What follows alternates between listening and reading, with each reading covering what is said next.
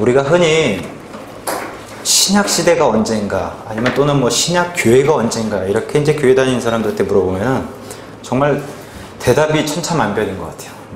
마태복음 1장 1절부터 신약 시대라고 얘기하신 분도 계시고, 그때가 신약 교회, 그러니까 예수님이 이 땅에 오셔서 교회를 하셨다고 얘기하는 사람들도 있고. 근데 성경은 무엇라고 얘기하는지, 오늘 그 신약 교회 정의에 대해서 좀 바르게 알아보려고 이제 얘기합니다. 우리 히브리서 9장을 펴서 보시면은, 신약 시대를 열 때 히브리서 9장 16절에 신약 시대 정의를 이렇게 성경이 내려줍니다. 제가 읽겠습니다. 상속 언약이 있는 곳에는 또한 반드시 상속 언약하는 자의 죽음이 필히 있어야 된다. 죽음이 있어야 된다는 겁니다. 이게 예수님이 십자가에서 돌아가신 그 죽음을 이야기하는 겁니다. 더 쉽게 얘기하면 어떤 사람이 유언을 하면은 자식에게 무엇을 물려주려고 유언을 하게 될 때 유언장을 쓰지 않습니까? 그럼 그 유언장이 효력을 발휘하려면은 그 부모님이 돌아가셔야 거기 효력을 발휘하는데, 성경도 동일하게 그 얘기를 하는 겁니다. 그래서 17절에 상속 언약은 사람들이 죽은 뒤에라야 효력이 있고 죽은 뒤에라야 신약이 시작이 되는 겁니다. 상속 언약하는 자가 살아있는 동안은, 예수님이 이 땅에 사시는 동안은 구약을 지내셨어요.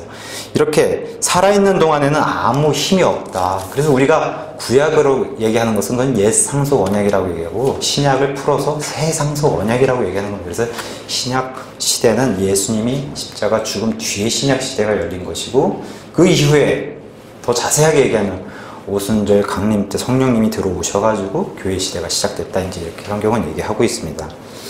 오늘 예수님의 신약교회, 이걸 성경은 신비라고 얘기하는데 그 신비에 대해서 좀 살펴보려고 합니다. 나눠드린 그 유인물에 보시면은 교회란 어떤 목적을 가지고 모인 무리라고, 원래 이 교회의 뜻이 이렇게 이제 정의가 되고, 또는 집회 또는 단체로 얘기합니다. 그래서 그리스어로는 에클레시아라고 해요. 이런 얘기 많이 들어보셨을 겁니다. 에클레시아. 올해 이제 러시아에서 월드컵이 열리는데 우리나라 대표팀의 그런 국가대표의 특수한 목적을 가지고서 러시아에 가서 이제 국가대표팀이 뛸 텐데, 이런 국가대표도 엄밀한 의미에서는 에클레시아라고 하는 겁니다. 에클레시아. 또 악기 연주를 위해서 모인 교향악단, 이런 모임도 엄밀한 의미에서는 에클레시아라고 합니다. 불자들이 모인 교회, 참 교회라고 이름 붙이긴 좀 그렇지만 불자들이 모여서 이루는 교회, 그 교회를 우리는 이제 불교라고 얘기하는데, 그것도 엄밀한 의미에서는 불자들이 모인 에클레시아라고 얘기하는 겁니다. 성경적인 의미로는 천주교회라고 얘기하는데, 천주, 그런 걸 믿는, 이 마리아를 비롯한 이런 삼위일체 플러스 마리아를 믿는 이런 천주교의 사상을 가지고 있는 사람들이 모여서 만든 교회, 그걸 이제 그런 에클레시아를 천주교회라고 얘기하고, 이런 모든 것이 에클레시아라고 단어는 붙일 수 있는데, 지금 마태복음 16장 18절에서 말씀하신 그 예수님의 내 교회, 자신의 교회는 아니라고 하는 겁니다. 예수님의 에클레시아는 아니다.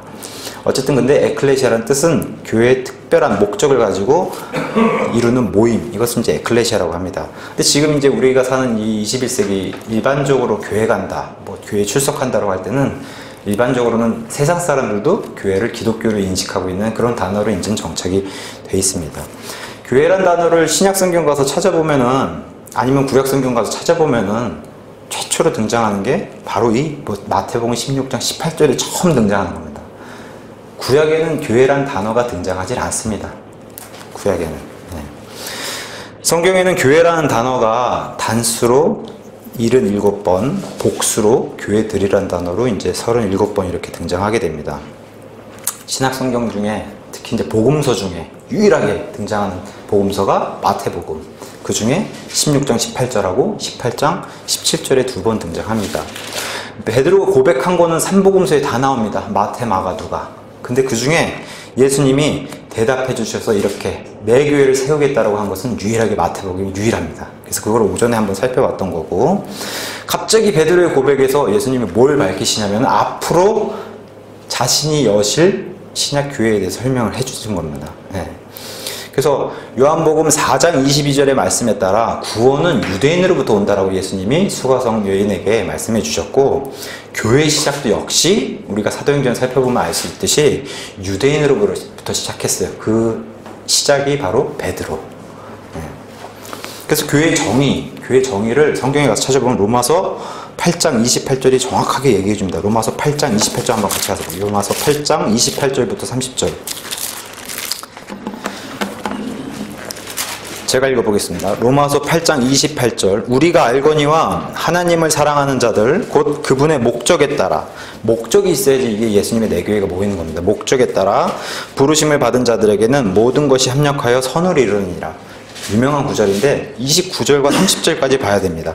그분께서는 자신이 미리 아신, 여기서 예지가 등장하는 겁니다. 미리 아신 자들을 또한 예정하사, 그죠? 미리 아신 예지를 통해서 예정하시는 겁니다. 그냥 예정이 아니라. 그래서 미리 아심을 통한 예정하사 자신의 아들의 형상과 같은 모습이 되게 하셨다.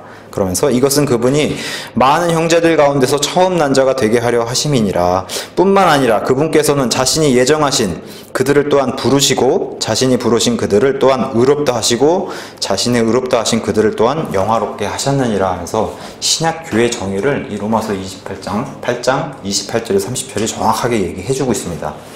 그러면 성경에서는, 그럼 구약에서는 교회가 없었나? 이렇게 이제 물어보게 됩니다. 그럼 성경에서 한번 찾아보면은 사도행전 7장 38절에 광야에도 교회가 있었다라고 성경이 등장해줘요.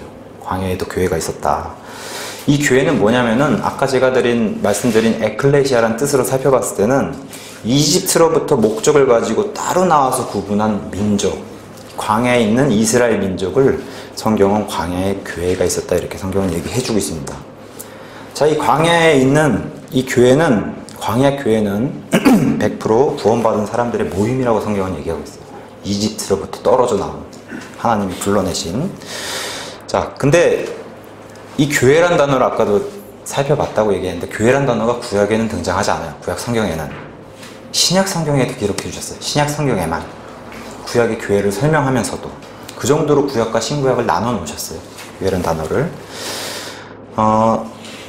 근데 이제 이 광야의 교회도 우리가 성경을 통해서 알 수가 있듯이 퇴색하게 되죠. 처음에는 100% 구원받은 사람만 광야의 교회에 출발을 했는데 그 이후에 이스라엘 민족, 이제 가나안 땅에 들어가면서 하나님을 대적하는 이런 민족을 변모하는 이런 모습을 성경을 통해 알 수 있습니다.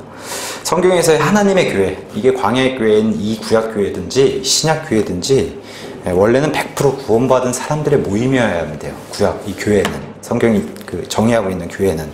근데 이스라엘도 지금 우리가 하고 있는 이런 지역 교회도 100% 구원받은 사람만 있을 수는 없다는 거예요. 100% 구원받은 사람만. 그래서 그러나 엄밀하게 성경적인 의미로는 교회는 다 구원받은 사람들의 모임이어야만 돼요. 그 사람들이 중심이어야 되고. 그게 성경적인 교회의 의미입니다.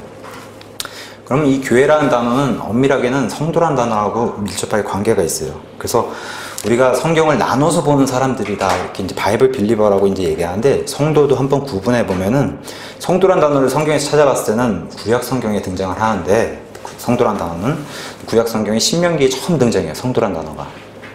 성도, 그러니까 구약 시대 신명기에 등장한다는 것은 성도라고 불리는 자들이 이스라엘 백성이 최초라고 얘기해요.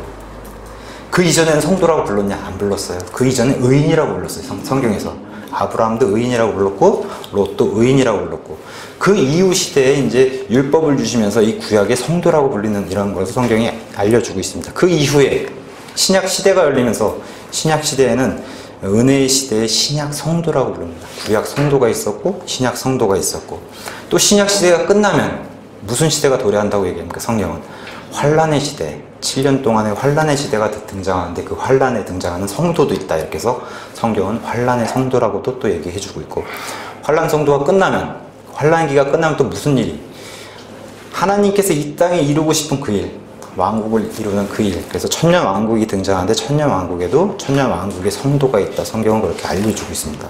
우리가 성경을 나눠본 김에 참고로 또 이렇게도 한번 나눠볼 수 있습니다.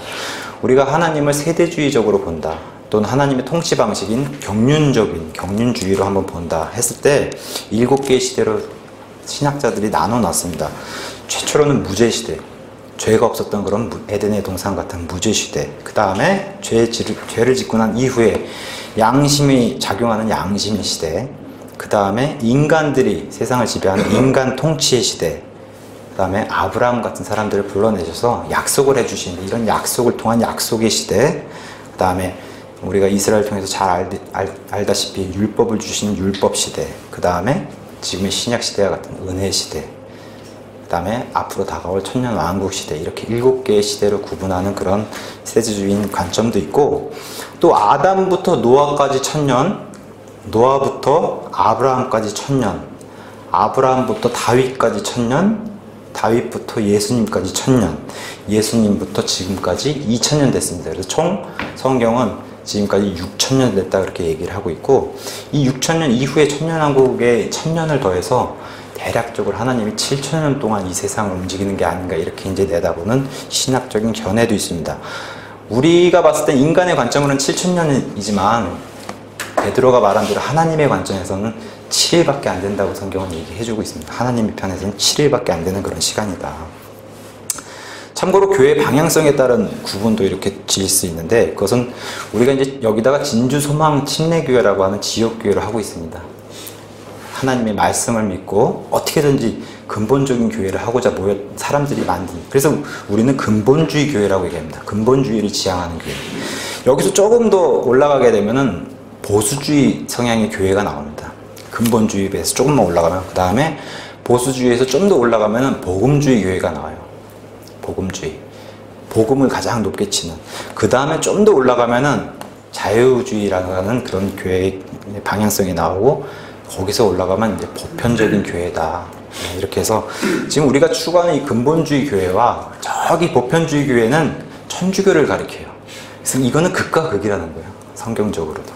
그러한 교회를 방향성에 따른 구분도 둘 수가 있습니다. 자, 요한복음 1장 16절에서 17절에 말씀해 주신 것처럼, 그럼 우리가 살고 있는 시대가 어떤 시대인가, 이거를 좀 자세히 살펴보려고 합니다. 예수님을 통해서 은혜와 진리의 시대가 열렸다, 이제 성경은 그렇게 얘기합니다. 은혜와 진리의 시대가 열렸다. 이 세상의 모든 민족 가운데서 하나님이 유일하게 불러낸 이스라엘 백성을 통해서 율법을 주셨어요. 완벽하신 하나님의 말씀이신 율법을 주셨습니다. 이 율법을 주신 것도 은혜라고 얘기해요, 성경. 은혜. 근데 이 은혜를 대체하는 은혜가 왔다. 그게 이제 신약 시대라고 얘기하고, 이 은혜를 대체하는 은혜는 성령님이 내주하는 예수님의 내 교회 시대라고 이제 성경은 그렇게 얘기를 합니다. 그래서 오늘은 구체적으로는 신약교회의 신비, 신약교회의 신비. 그래서 우리 고린도전서 1장을 한번 펴볼까요? 고린도전서 1장. 신약교회는 신약 성도를 얘기하는 겁니다. 신약 성도. 고린도전서 1장 2절에는 성경이 성도를 향해서 이렇게 얘기합니다. 성도와 교회를 정의하면서 2절, 고린도에 있는 하나님의 교회. 하나님의 교회가 있는 겁니다. 고린도에. 곧 이 교회에 대해 설명하면서 그리스도 예수님 안에서 거룩히 구별되고 성도로 부르심을 받은 자들이라고 얘기합니다. 이게 교회라고 얘기하는 겁니다. 자, 다시 한번 읽을게요. 하나님의 교회, 곧 그리스도 예수님 안에서, 안으로 들어가야 되는 겁니다. 밖에 있으면 교회가 안 되는 겁니다.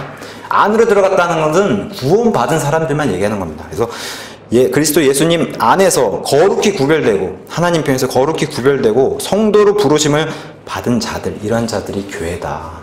이렇게 신약교회에 대해서 정의를 해주고 있습니다.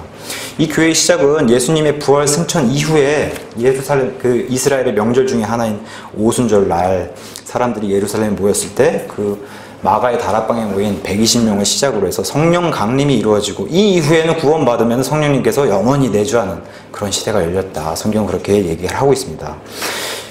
우리가 구원받았다고 얘기하면 성령 침례를 받았다고 얘기하는 겁니다. 성령 침례. 자, 여기서 신비가 있어요. 이게 마치 수수께끼처럼 들리는 얘기 같은데, 우리가 성령님 안으로 푹 잠기는 걸 얘기합니다. 성령 침례는. 그 예표로 우리가 물 침례를 받지 않습니까? 물속에 푹 잠기는 거. 그게 침례의 모형을 얘기하는 겁니다. 성경적으로. 그래서 우리가 성령님 안으로 푹 들어가거나, 반대로 성령님이 우리를 채워주시거나, 근데 우리가 들어가거나 우리 안에 계시거나, 이게 참 말장난 같은 얘기겠지만 그렇지 않고 요한복음 17장에서는 이걸 그대로 예수님께서 이렇게 말씀해 주세요. 아버지 하나님께서 내 안에, 내가 아버지 안에 있는 것 같이 그들도, 이 양들, 구원받은 양들도 우리 안에서 하나가 되게 해주신다. 이게 성령 침례의 의미를 예수님도 설명해 주신 거예요. 아버지 안에 아들이 계시고, 우리 안에 아들도 계시고, 아들 안에 우리도 있고, 이게 성경의 신비라는 겁니다. 또 신약 교회의 신비 중에 두 번째는 하나님을 아바 아버지로 부르는 그런 시대가 열렸다는 겁니다. 예수님 안에서 모든 성도들이 또한 형제 관계가 된 이런 하나님 가족이 될 수 있는 이런 특권을 주신 것이 바로 신약 교회다. 구약의 이스라엘에서는 하나님을 향해서 아버지라 부를 수가 없었던 그런 시대에 살았다. 이렇게 성경이 얘기해 주세요. 한 번도 아버지라 부를 수가 없었어요. 주님이라고 불렀던가 하나님이라고 부르던가 전능자라고 부른 적은 있어도 하나님을 향해서 아버지라고 부른 적은 없었어요, 구약시대. 근데 신약 성도들은 하나님을 향해서 아버지, 우리 기도 어떻게 드리세요? 아버지 이렇게 하고 시작하잖아요. 그렇게 드릴 수 있는 특권을 주신 게 바로 이 신약교회예요. 네, 이렇게 특권을 주신, 이런 것도 신약교회의 신비다. 그 다음에 세 번째는 구약교회처럼 희생물을 드리지 않아요. 구약교회에서는 이 성막이나 성전으로 짐승을 끌고 간 사람이 직접 그 짐승을 잡아요. 칼로 찔러서 목에 피를 내고 그 피를 빼가지고 제사장이 주면 제사장이 태우고, 이러한 방식으로 드렸던 게 구약식의 예배입니다. 근데 이런 구약 교회처럼 희생물을 드리지 않고, 오늘 아침에 그래서 뭐 소나 양이나 염소 안 끌고 오셨잖아요. 왜 그래요? 신약 교회를 하기 때문에 그런 거예요. 신약 교회를 하기 때문에. 그래서 이렇게 희생물을 드리지 않고, 또 구약 교회의 특징은 이 모든 예배가 제사장을 통해서만 드릴 수밖에 없었어요. 제사장을 통해서.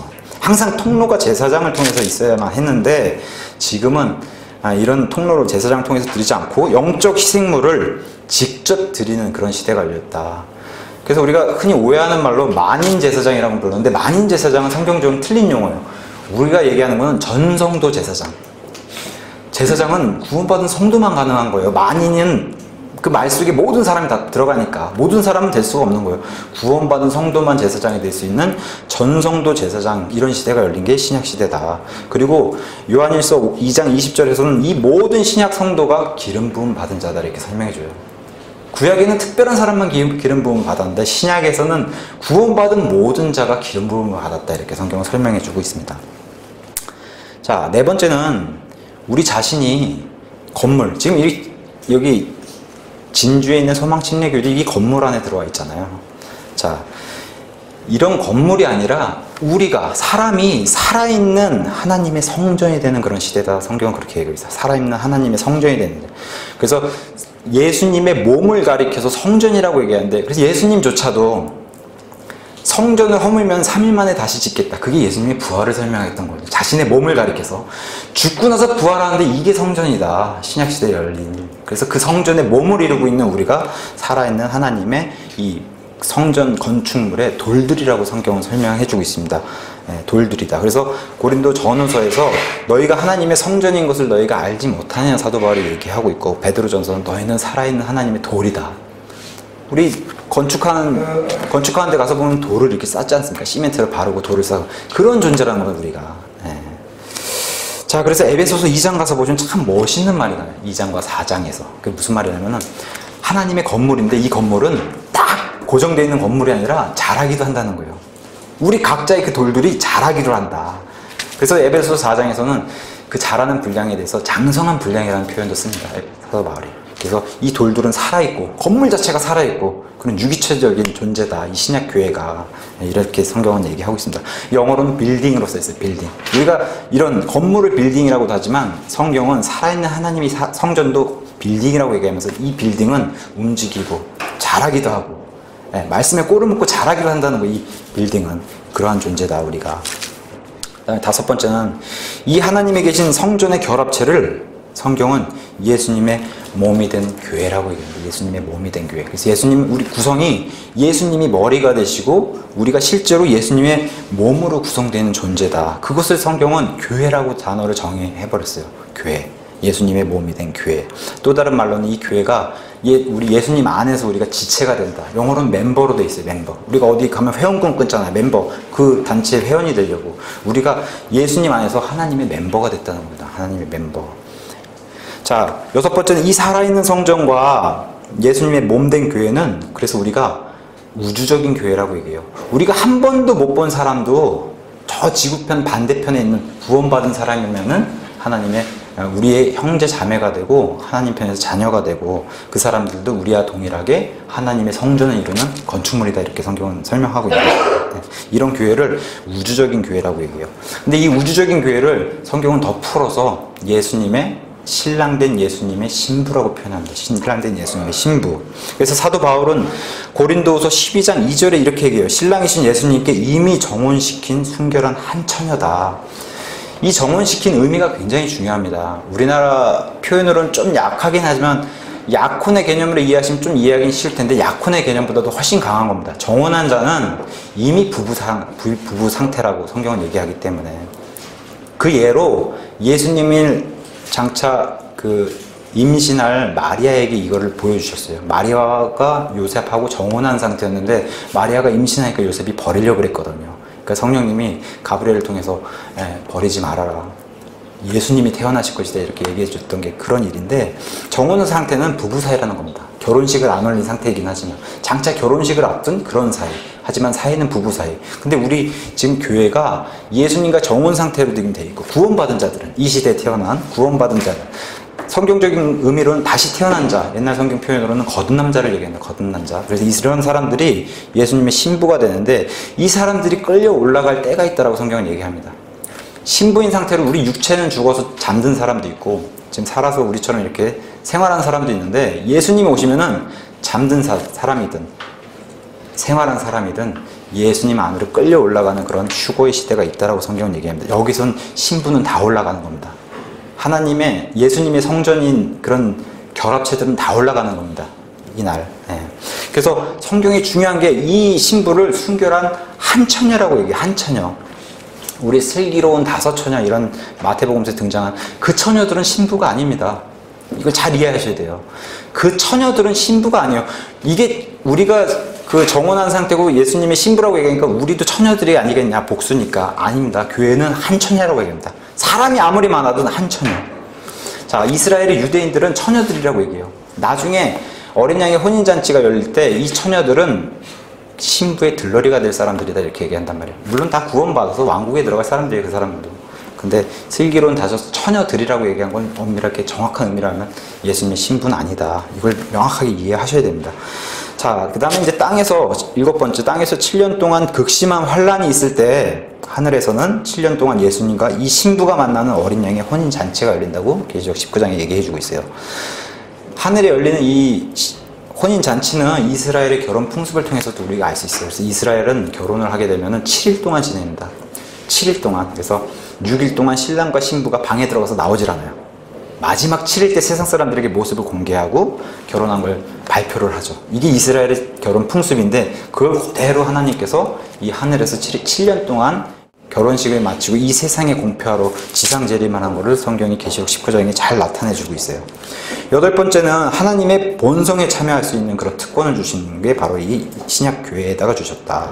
그래서 우리가 입게 될 몸, 한번 이게 비교해 보면은 아담은 에덴 동산에서 영원히 살 수 있는 몸을 가지고 태어났어요. 하나님께 그렇게 창조가 됐어요. 아담과 이브는.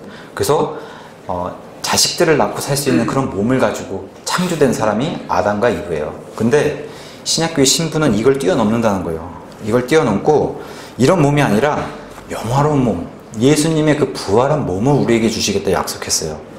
그래서 예수님이 설명해 주죠. 이 날에는 시집도 장가하고 가지 않는다라고. 그런 몸을 우리에게 주신다는 거예요. 천년 왕국에 들어가서도 시집가고 장가가고 해서 아이들을 낳는 그런 사람들이 있어요. 이런 사람들이 이런 몸을 주시는 게 아니라는 거예요. 이 신약 교회의 신부에게 주시는 몸은 영화로운 몸. 이거 설명할 수가 없어요. 하나님이 영광 받으시는 몸, 그 영광을 우리에게 입혀주시는 몸. 그래서 영화로운 몸이라고 성경은 설명해주고 있고 이 몸을 주시면은 우리는 시집가고 장가갈 수 없는 그런 몸을 주신다.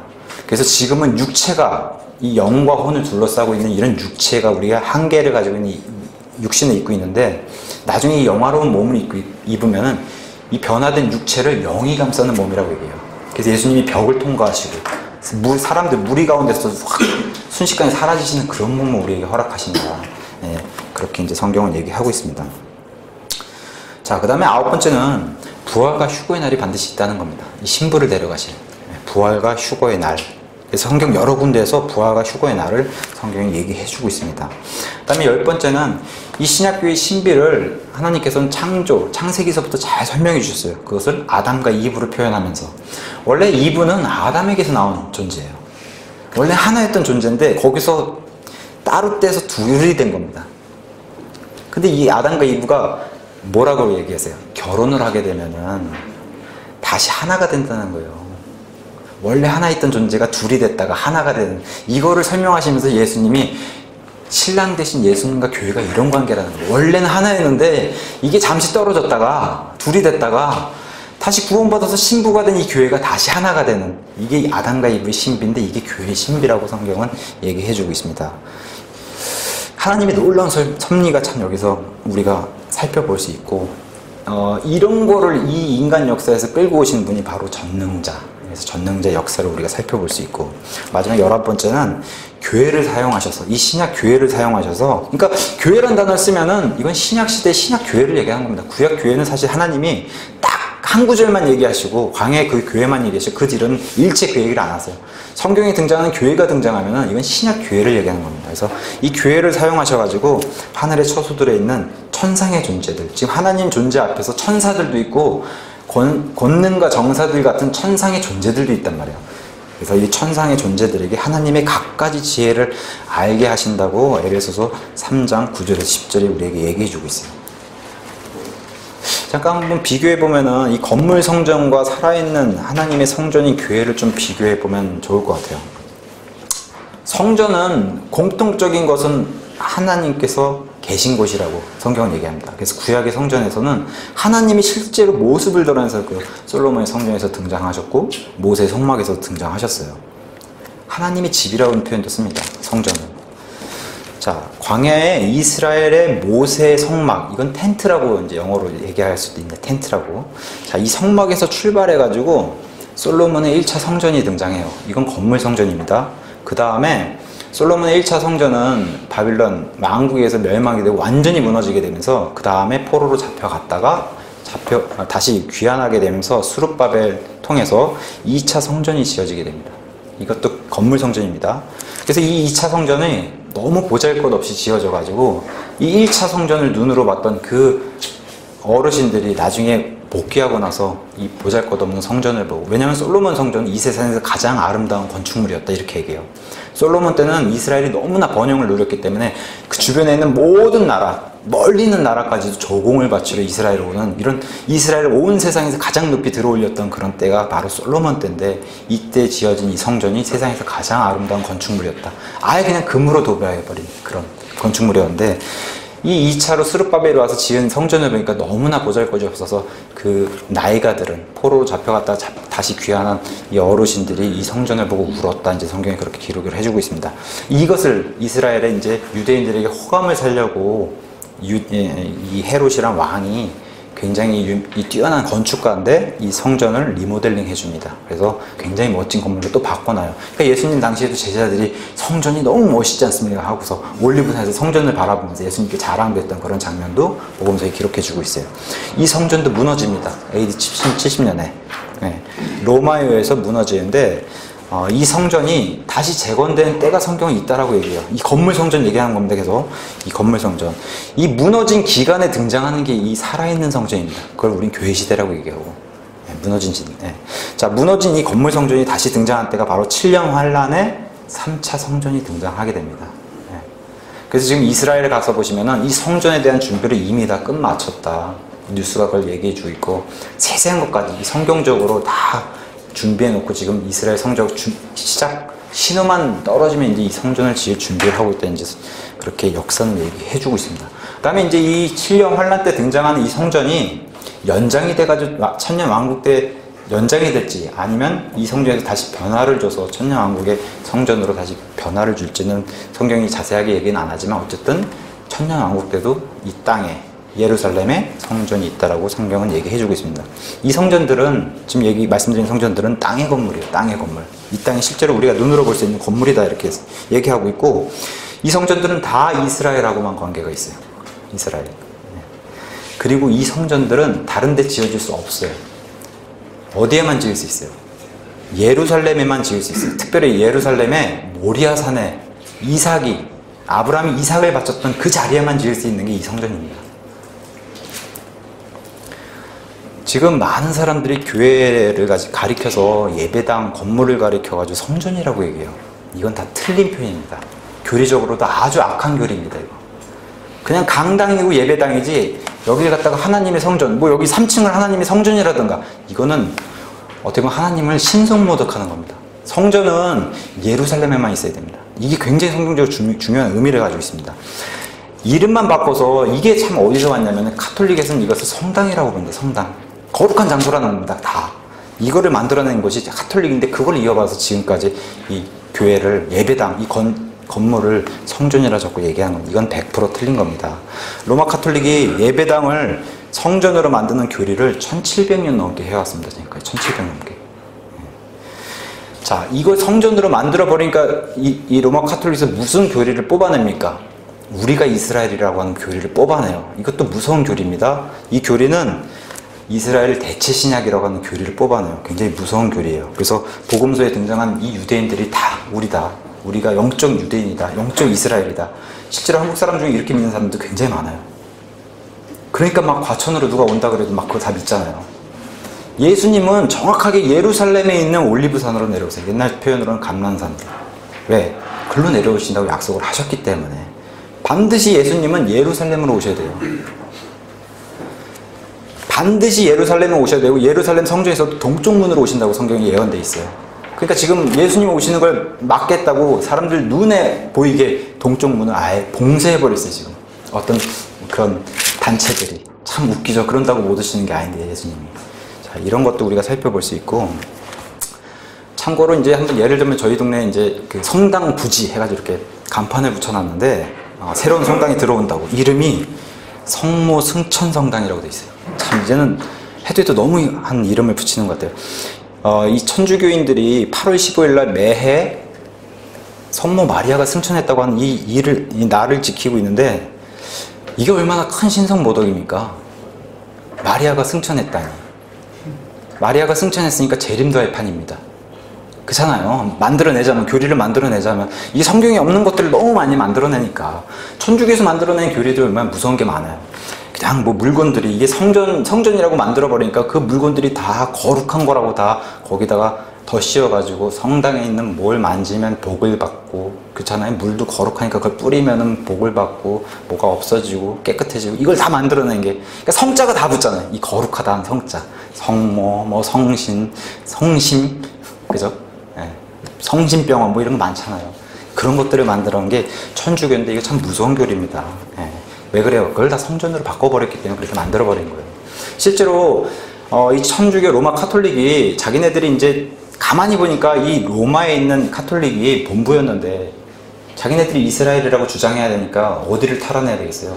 예루살렘을 탈환해야겠다는 그런 생각이 들어서 예루살렘을 탈환하러 가는 전쟁이 바로 십자군 전쟁이에요. 그거는 기독교에서 일으킨 게 아니라 카톨릭에서 일으킨 겁니다. 그 유대인을 박해하고 이랬던 역사적인 그 기록도 있는데, 자, 이러한 종교를 예수님이 미워하세요. 이러한 종교는 계시록에 나온 바빌론 음녀, 성경 표현대로라면 바빌론 음녀, 땅의 창녀들과 가증한 것들의 엄이라고 계시록 17장에 우리에게 정확하게 기록을 해주고 있어요. 자, 이스라엘에 이렇게 눈에 보이는 건물 성전, 이런 성전과 우리 살아있는 성전, 교회라고 얘기하는데 살아있는 성전인 교회는 유대인에게서 이방인으로 넘어가는 시대, 그죠? 처음에는 이 교회가 예루살렘의 교회가 세워졌습니다. 실제로 지역교회도 구원받은 사람이 어디로 모였어요? 예루살렘 성전에 모였기 때문에 그 예루살렘 성전에 모인 그 교회를 성경은 예루살렘 교회라고 얘기했어요. 그 예루살렘 교회는 100% 유대인들만 있었어요. 근데 이 시간이 점점 지나면서 유대인들은 이 말씀 자꾸 거부하고 누가 듣기 시작해요? 이방인들이 듣기 시작하니까 이런 과도기가 생기는데, 이 과도기에는 건물 성전과 살아있는 하나님의 성전이 동시에 존재했던 기간이 있었어요. 이 기간이 40년이에요. AD 30년부터 AD 70년까지. 그래서 로마의 시대에 로마 장군 타이투스라고 하는 장군이 와서 예루살렘 성전을 완전히 멸절시킬 때까지 이 둘이 공존했었는데, 훗날에는 이 건물 이스라엘 성전이 없어지고 나서는 살아있는 사람 성전만 쭉 이어져 나오는 그런 시대를 우리는 교회 시대라고 얘기하는 거예요. 교회 시대. 그 다음에 이제 땅에 살아있는 이 성전이 사라졌기 때문에 이 교회 시대의 마무리가 되려면 이 신부를 끌고 올라가는 날이 반드시 존재한다라고 성경은 얘기하고 있습니다. 그날을 부활과 휴거의 날, 그 다음에 성경에 여러 가지 표현, 주 예수 그리스도의 날, 그리스도의 날 이렇게 표현한다. 성경은 이 날이 반드시 존재하는데, 이 날에 이 땅에 있는 우리 같은 살아있는 사람의 성전이 다 올라가게 될 때, 그러면 이 땅에 성전이 없어지게 됩니다. 그럼 다시 뭐가 등장하냐? 이스라엘의 건물 성전이 등장한 겁니다. 그래서 성경적으로는 살아있는 성전이 다 올라가고 나서 이 땅에 다시 살아있는, 우리가 눈으로 볼 수 있는 건물 성전이 등장하는데, 그걸 7년 환란 때 유대인들이 운영을 하게 된다. 성경이 그걸 얘기해 주는 겁니다. 자, 그 다음에 하늘로 승천한 이 성전, 교회, 우리잖아요. 교회, 예수님의 신부. 그래서 이 신부 교회, 이 성전은 언제까지 존속하게 되냐? 성경은 영원 무궁토로 존속하게 된다. 그래서 예수님과 함께 영원 무궁토로 새 예루살렘에 거여하면서 그렇게 지낸다. 이렇게 성경은 얘기해 주고 있고, 계시록 21장 22절에 가서 보시면은 하나님 전능자와, 이건 아버지를 가리키는 겁니다. 하나님 전능자와 어린 양 예수, 어린 양 예수님, 아들을 가리키는데, 어린 양 예수님께서 그 도시, 새 예루살렘, 그 도시, 그 새 예루살렘의 성전이 되시는데, 여기에 일부, 우리도 일부잖아요. 예수님의 몸이 된 우리 성전, 그 설명을 동일하게 문자적으로 또 이루는, 성취하게 되는 그런 거를 계시록 21장에 보여주고 있습니다.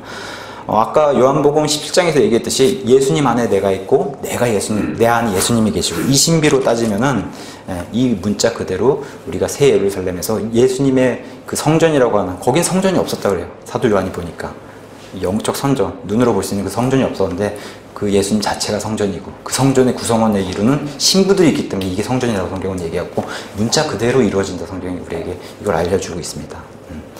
자, 그 다음에 우주적인 이 교회, 성도가 모여서 이루는 교회가 있는데, 이 교회를 성경은 지역교회라고 얘기합니다. 우리가 진주소망 침례교회 이렇게 하지 않습니까? 사랑 침례교회, 여기 진주에 지금 교회들이 많은데 간판으로 보이는 저 교회들을 성경은 지역교회라고 얘기합니다. 그래서 같은 지역의 사람들이 모여서 이루고 있는 교회, 100% 원래 성경에 나오는 데살로니가, 고린도 교회, 빌립보 교회는 다 100% 구원받은 사람들이 모여서 만든 지역교회입니다. 원래 이게 성경적인 거예요. 근데 지금은 전도도 해야 되고, 또 지나가시는, 오늘도 이제 참 지나가시다 한 분이 들고 이렇게 오셨는데, 이렇게 오시면은 어떻게 돼요? 100% 그 오늘 오신 분이 그렇다고 해서 뭐 그 구원 못 받으셨다 그런 얘기 하는 게 아닙니다. 오해하지 말고 드세요. 지나가시는 분은, 이런 밖에서 우리가 초청해서 이렇게 전도를 하시는 분은 구원 못 받으신 분도 계실 수가 있다는 거예요. 교회 안에 지금은. 원래 근데 성경적인 의미의 교회는 100% 구원받은 사람들이 모여서, 더군다나 이 초대교회는 압제받는 시절에 이제 교회였기 때문에 드러내놓고 예배를 드릴 수 있는 그런 상황은 아니었어요. 그런 상황은 아니었다. 그래서 원래 교회는 100% 구원받은 예수님의 신부만 세울 수 있는 겁니다. 지역교회는. 자, 근데 이제 성경에서 교회란 단어를 찾아보면 대부분의 이런 우주적인 교회의 의미보다는 지역교회의 의미로 대부분 쓰였어요. 거의 90% 이상이. 근데 오늘 우리가 살펴본 마태복음 16장 18절에 나온 이 예수님의 내 교회는 지역교회를 얘기하는 게 아닙니다. 지옥의 문들이 이기지 못한다고 했습니다. 예수님의 내 교회는. 근데 여기 성경에 나온 고린도 교회, 갈라디아 교회, 에베소 교회, 빌립보 교회 다 없어진 교회입니다. 지역 교회로는. 요한계시록에 나오는 7교회도 다 없어진 교회입니다. 그럼 예수님의 지옥의 문이 이기지 못한 교회들이 아니에요. 그렇게 따지면. 그러니까 이런 교회는, 지역 교회는 이 마태복음 16장 18절에 얘기하는 교회는 이런 지역 교회를 얘기하는 게 아니라 예수님의 이 우주적인 교회를 얘기하는 겁니다. 근데 이 우주적인 교회는 절대 질 수가 없습니다. 예수님이 승리하시기 때문에. 근데 이 우주적인 교회의 사람들, 구원받은 사람들이 모여서 지역교회를 이루는데, 이 지역교회는 문제점이 있다라고 얘기해요. 사람들이 모이니까. 그래서 참 묘하게도 성경에, 특히 복음서에 딱 2군데 교회란 단어가 등장하는데, 한번 마태복음 18장 한번 가서 펴시면은, 앞으로 교회에서 이런 문제가 생긴다는 겁니다. 반드시. 이 문제는 우리도 잘 알고 있고, 마태복음 18장 15절에 교회에 반드시 이렇게 갈등, 교회 안에서 갈등이 생길 때 이렇게 예수님께서 치리하라고 이렇게 알려주셨어요. 18장 15절에 또한 만일 내 형제가, 이 교회 안에 형제 얘기하는 겁니다. 내 형제가 내게 범법하거든 가서 너와 그만 따로 1대1로 따로 있을 때 그의 허물을 그에게 알려주라. 이게 형제 사랑이라는 겁니다. 형제를 사랑했으면은, 사랑하면 이렇게 해야 된다는 겁니다. 허물도 지적해 줄 수 있고 권면해 줄 수 있는 이런 게 진짜 형제 사랑이라고 얘기하면서, 만일 그가 내 말을 들으면 네가 내 형제를 얻었다. 듣는다고 하면. 근데 뭐라고 얘기합니까? 16절에 그러나 만일 그가 내 말을 들으려 하지 아니하거든. 근데 이런 문제가 반드시 생긴다고 얘기해요. 성경은. 아니하거든 너와 함께 한두 사람을 더 데려가라는 겁니다. 성경에서 중요한 거는 두세 증인이라고 얘기해요. 혼자서 모든 걸 단정짓지 말고 2명, 3명 또는 이렇게 해서 증인들을 데리고 가서 같이 권면하고, 물론 가서 온유하고 부드럽게 권면하는 겁니다. 이것도 가서 윽박지르고 이러는 게 아니라 이렇게 두세 증인을 데리고 가서 두세 증인의 입으로 모든 말을 확증해라. 근데 17절에 가서 보시면 만일 그들 이 두세 증인의 말 듣기를 무시하거든 누구에게 그걸 얘기하라고 해요? 교회. 이럴 때 나오는 교회는 지역교회 얘기하는 겁니다. 지역교회에 살아있는 이 하나님의 살아있는 교회의 사람들에게, 그 교회에 이것들을 전체적으로 공개적으로 얘기하라는 겁니다. 이 사람이 이렇게 행동한다고. 그래서 말하되 그가 또 보세요. 교회의 말 듣기를 또 무시한다. 이 정도까지 간다는 겁니다. 사람들이. 무시하거든 너는 그를 이교도나 세리, 뭐예요? 구원받지 못한 사람을 여기라는 겁니다. 이교도나 세리. 이거 이방신을 섬기는 사람이에요. 이교도나 세리처럼 여겨라. 이렇게 얘기합니다. 실제로 이런 문제는 고린도 교회에 발생했어요. 이런 파당 짓고 이런 갈등이 있는 문제는. 그래서 이런 것들 우리가 이런 하나님의 질서를 거스르는 이런 행동을 고린도 전서를 통해서 알려주시고, 이거 해결법도 알려주셨어요. 하나님은 거룩하신 분이시기 때문에 이런 하나님의 거룩함과 질서를 지역교회 안에서 중시해야 된다고 이제 성경을 통해서 알려주고 있습니다. 그렇지 않으면 하나님의 영광이 훼손된다라고 얘기해요. 하나님의 영광이 훼손된다. 근데 이 영광이 훼손되고 너무 이게 심하게 훼손되면은 계시록 2장 5절의 말씀처럼 그 지역교회를 없애시고 다른 지역교회로 등잔대를 옮기시겠다고 하나님이 말씀해 주셨어요. 그러니까 하나님이 기회를 주실 때 잘해야 되는 거예요. 우리가 여기 교회를 한다고 모였으면은 기회를 주실 때 잘해야 되는 거예요, 우리가. 자, 그 다음에 이제 신약교회, 지역교회라고 이제 얘기를 하는데, 이 지역교회는 기능을 가지고 있다라고 성경은 얘기합니다. 그래서 신약시대의 지역교회의 기능을 보면은, 첫 번째, 하나님께서는 이 지역교회 선물로 목사 겸 교사를 주신다고 하나님께서 약속을 해주셨어요. 목사 겸 교사. 그래서 에베소서 4장 11절에서 12절에 목사 겸 교사를 선물로 주신다. 그 지역교회. 계시록에서는 이 목사 겸 교사를 천사라고도 표현하고 별이라고도 표현합니다. 자, 이렇게 목사 겸 교사를 통해서 성도들을 완전하게 하고, 또 성도들이 섬기는 일을 하게 이렇게 훈련시키고, 그리스도의 몸, 아까 제가 말씀드린 영적 성전입니다. 이 영적 건축물이 될 이 사람들을 세우게 하는 이런 역할을 목사 겸 교사. 그래서 원래는 영어로도 비숍이라고 얘기했고 감독이라고 얘기했어요. 근데 이 감독을 로마 카톨릭에서 갖다 쓰기 시작하니까, 그래서 우리 믿는 사람들이 이 단어를 못 쓰게 되고 안 쓰는 겁니다. 그래서 지금은 영어로는 패스터라는 단어를 써요. 패스터. 그 패스터는 다른 말로는 목자라고 얘기하고, 에베소 4장에 딱 한 번 등장합니다. 목사 겸 교사로, 성경에. 이 단어를 찾아서 우리가 지금까지 사용을 하고 있다, 이제 그렇게 얘기를 할 수 있습니다. 그 다음에 이제 두 번째는 각 성도들을, 이 신약교회에서 각 성도들을 장성한 분량, 우리가 구원받아서 예수님께서 니고데모한테 요한복음 3장에서 말씀하신 것처럼 너희는 영적으로 죽어 있는 상태고 반드시 다시 태어나야 된다고 예수님 말씀하셨을 때, 다시 태어나면 아이가 출생하는 것처럼 영적으로도 아이가 된다. 응애하고 딱 태어난다는 겁니다. 응애하고 태어나면 이 아이들의 먹을 양식거리는 이 누가복음 4장 4절, 예수님 마귀에게 시험 받을 때처럼 뭐라고 말씀하세요? 사람이 빵으로만 살 것이 아니요 하나님의 모든 말씀을 먹고 자라야 된다. 그래서 이 영이 자라려면 하나님 말씀을 먹고 자라야 된다. 그렇게 얘기하는데, 이 말씀을 먹여가지고 목사 겸 교사인 이 목자가 말씀을 먹여서 장성한 분량, 영적으로 성인을 만들어야 된다고 얘기하는 거예요. 장성한 분량에 이르러서 영적 군사로 싸울 수 있게. 이스라엘은 군사는 20살이 넘어야 군사가 되는 거예요. 사실은 우리도 지금 군대 가려면 그 나이에 가잖아요. 그 밑에 나이는 사실 가서 제대로 싸울 수가 없잖아요. 실제로 영적으로도 그 얘기를 하는 겁니다. 군사로 하려면은 영적으로 말씀에 능히 대적할, 그러니까 이단들이 대적하려고 해도 뭘 알아야 대적할 거 아닙니까? 그래서 에베소서는 이걸 중요하게 이제 다루고 있습니다. 말씀으로 꼴을 먹이고 양육하고, 그래야지 교리의 바람에 이리저리 흔들리지 않는다는 거예요. 누가 와서 부활을 정말 하는 겁니까? 실제로 그런 일이 발생했다 그러죠. 고린도전서 15장에 고린도 교회 구원받은 사람들이 와서 하는 얘기가, 밖에서 그런 얘기를 누가 하니까 부활하겠어? 그러니까 정말 우리가 부활하는 건가? 이런 데 흔들리지 말라는 겁니다. 그래서 말씀이 중요하다고 얘기하는 거고, 우리가 환란에 들어갑니까? 안 들어간다는 겁니다. 그 전에 올리신다는 겁니다. 혼인잔치로. 이 땅과 하늘에서 극명하게 차이나요. 이 극과 극으로. 이런 거를, 이런 교리의 바람에 제가 환란에 들어가서 이런 거 어떻게 견디죠? 이런 거 하지 말라는 겁니다. 교리에 이르지 말. 그러니까 그 정도의 영양분을 섭취하려면은 장성한 분량의 성인이 돼야지 이걸 이해할 수 있다는 겁니다. 그래서 히브리서 말씀에 따르면은 처음엔 젖만 먹다가 아기처럼, 그 다음에 뭐예요? 이유식도 먹고, 그러다 자라다 보니까 또 고기도 먹을 수 있는, 그다음에 딱딱한 음식도 먹을 수 있는 이런 상태에 이제 영적 성인이 돼야 된다고, 성숙해야 된다는 게 성경은 얘기하고 있는 겁니다. 그다음에 이제 지역교회에 모이는 목적이 무엇인가 그걸 살펴보면은 첫 번째로 제일 중요한 게 공예배라고 합니다. 공예배의 중요성. 다 같이 모여서 하나님께 영과 진리로 드리는 이 공예배의 중요성. 이것 때문에 지역교회가 모인다. 아까도 말씀드렸다시피 초대교회는 이런 예배 자체를 상상할 수가 없었어요. 로마 시대에 있었고, 그래서 가정들에 모여서 소규모 단위로 예배를 드리던 그런 시대가, 아무랬던 시대가 이 신약 시대였어요. 초기에. 근데 지금은 우리 한국만 봐도 얼마나 이 큰 은혜를 내려주셨습니까? 이런 좋은 공간 안에서 정말 마음껏 하나님께 예배 드릴 수 있는 이런 시간을 허락해 주신 그런 하나님께 영광을 돌려야 된다. 이런 시대를 우리가 그래서 은혜의 시대라고 얘기합니다. 단순히 말만, 단어만 은혜의 시대가 아니라 진짜 이 시대가 은혜의 시대다.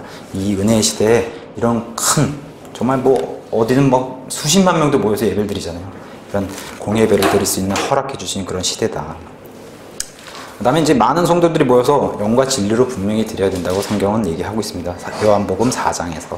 자, 두 번째는, 자, 믿음에서 떠나지 않도록, 구원을 잃는다는 게 아니라 믿음에서 떠나지 않도록 예배와 교회로 모이기에 힘써야 된다. 그래서 히브리서 10장 25절에 가서 보시면 모일 필요가 없다라고 얘기한 사람들이 등장을 하게 되는데, 어떤 사람이 얘기한 것처럼 모임을 패하지 말고 모이기에 힘쓰라고 사도 바울은 얘기를 하고 있습니다.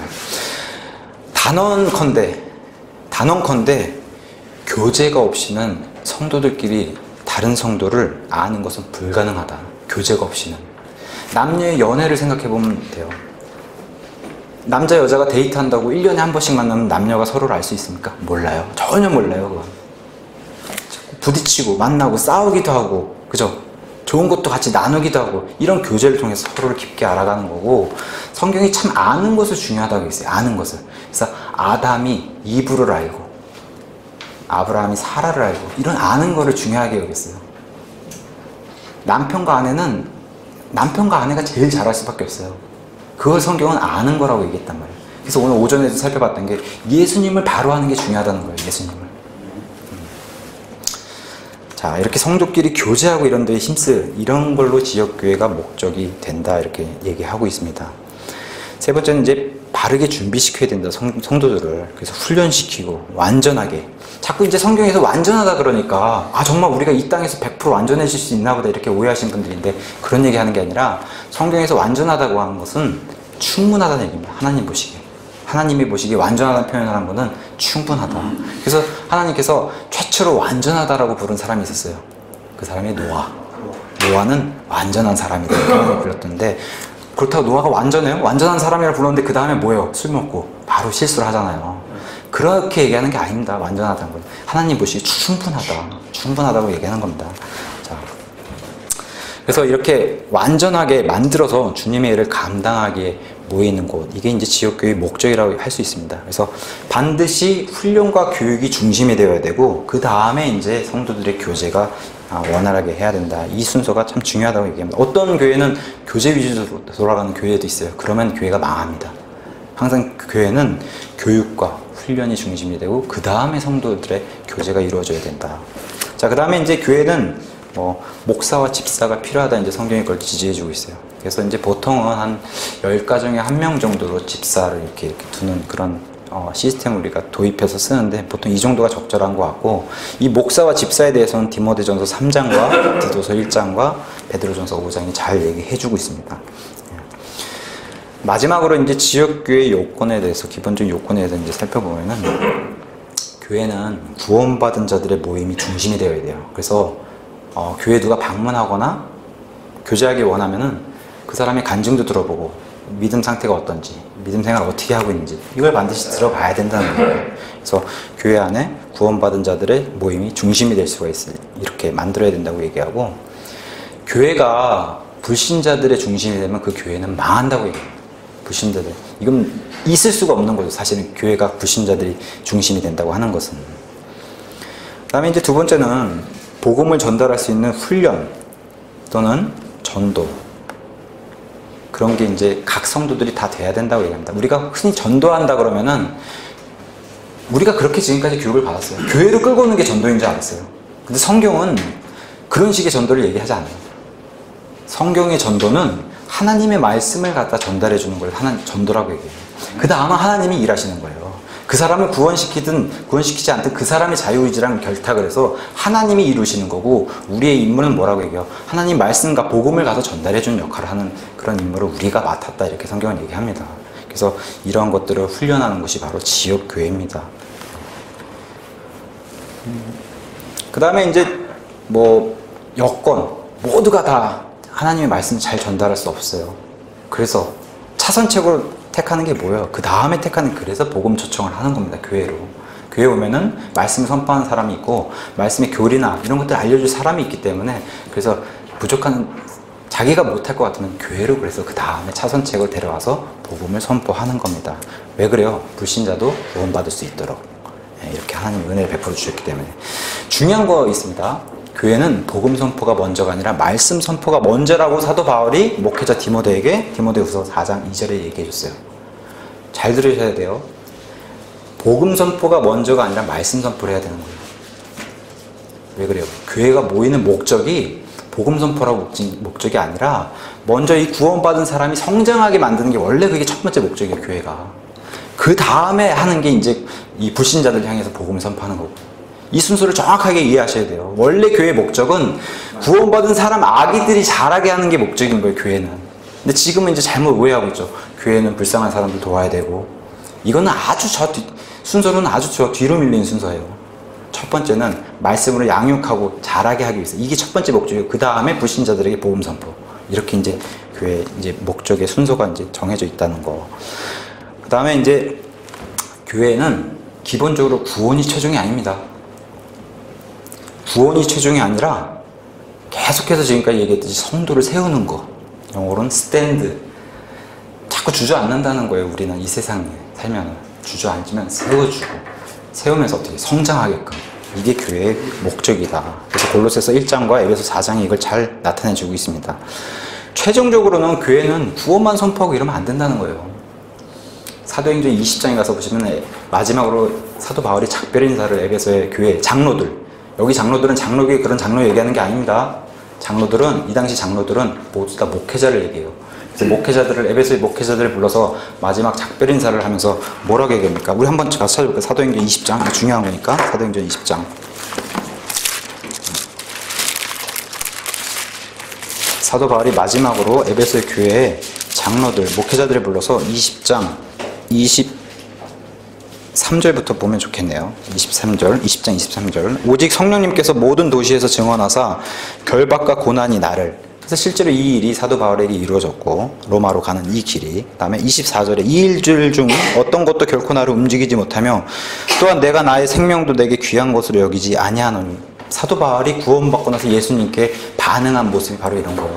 죽음까지도 불살르는 이런 믿음을 보여준 거고, 이것은 내가 나의 달려갈 길과 주 예수님께 받은 사역, 곧 하나님의 은혜의 복음이라고 얘기해요. 은혜의 시대에 선포하는 은혜의 복음. 성경이 이렇게 딱딱 짜여져 있습니다. 은혜의 복음을 증언하는 일을 기쁨으로 끝마치고자 함이라. 25절에 보라, 내가 너희 가운데서 하나님의 왕국을 선포하며 다녔으나 이제는 너희가, 여기 너희는 목회자들 앞에서 얘기하는 겁니다. 너희가 다 다시는 내 얼굴을 보지 못할 줄 내가 아노라. 다시 못 만난다고 이제 작별 인사를 하면서 26절에 그러므로 내가 이날, 여기서 너희와 만난 이날 너희를 데려다가 증언하게 하거니와 내가 모든 사람의 피로부터 깨끗하니 이는 내가 지금까지 회피하지 아니하고, 피한 게 없다는 겁니다. 창세기 1장 1절부터 요한계시록 마지막 장까지 회피하지 아니하고 하나님의 모든 계획을 다 너희에게 밝히 말하였다. 사도 바울이 원하는 목회, 사도 바울이 했던 목회는 창세기 1장 1절부터 요한계시록 마지막 22장까지 이 모든 계획을 다 알려줬다는 겁니다.